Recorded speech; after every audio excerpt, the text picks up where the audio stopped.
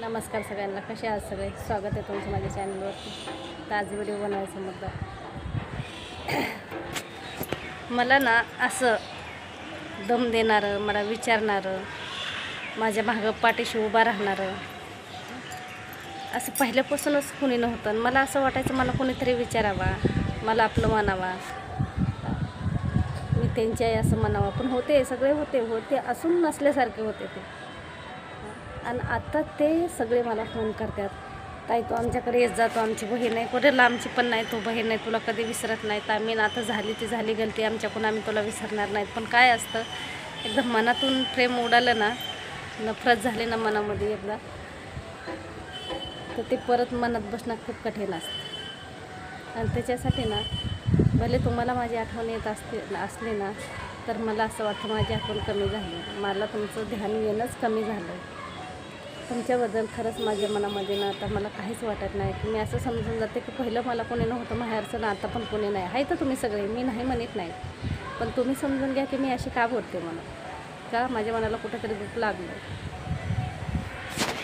तुम्ही असून मला नसल्यासारखे होते, असून मी लोकांच्या दारात भिका मागायचे, तुकडं मागायचे. माझं लगीन कसं झालं, कुणी लगीन केलं माझ्या सांगा, माझा संसार सुरळीत चालला आहे की नाही, हा सुद्धा तुम्ही, हे सुद्धा कधी तुम्ही चौकशी नाही केली, की नाही विचारलं कधी तुम्ही मला, ते कोणापाशी चौकशीसुद्धा नाही केली. पण आता मला तुमच्याबद्दल काहीच वाटणार नाही. तुम्ही सांगा ना कसं वाटेल तुमच्याबद्दल प्रेम. मला असं म्हणायचं नाही की तुम्ही वाईट आहे तर. आणि मी आजपर्यंत तुमच्यावर कधी असं मेन असं तुमच्याकरताच असा व्हिडिओ कधी बनवलेला नाही आहे. पण मी बोलते हे पण खरं आहे ना, मनाला दुःख लागतं ना कुठंतरी. अरे मला पण असं वाटतं माझ्या मायाचं, दयाचं, जिव्हाळ्याचं कुणीतरी असावा, कुणाच्या इथं 2 दिवस जावा, राहावा. माझ्या लेकरांना वाटतं. आणि तुम्हाला माहिती आहे, आज पण माझे लेकरं मला विचारतात, मम्मी आपल्याला सगळे आहेत ना गं, मग असं का कोणी आपल्याकडे येत नाही, जात नाही, तू कोणाकडे जात नाही. पण मी इग्नोर करते ते शब्द. जाऊ दे रे, असतंच असं, सोडून द्या. मी डिटेलमध्ये मुलांना काही सांगत नाही. कशाला सांगायचं, त्यांना वाईट वाटेल. कधी असं आहे तुमच्या दारात, कधी मी आले की 4 घास खाल्ल्या तर की माझी तकलीफ आहे तुम्हाला? कधीच नाही तकलीफ दिली तुम्हाला मी, आणि देणार पण नाही पण पुढं. पण माझ्या मनातून काय झालं, सगळे उतरल्यासारखे झाल्यात. आणि मी माझ्या जीवनामध्ये खूप खुश आहे, कधीच कसल्या गोष्टीची कमी नाही. परिस्थिती नाजूक आहे, पण ह्यातून पण बाहेर पडेल. देवाला हेच मागणं मागते की ह्या परिस्थितीमधून पण बाहेर पडेल. आयुष्यभर कष्टच करीत आले, इथनं पुढं पण कष्टच करीत राहणार, आणि कष्टाने फरक पडत नाही. पण तुमचा हे आपलेपणा आता नको मला, कंटाळा आला तुमच्या आपलेपणाचं. हे बोलणं, गोड गोड बोलणं.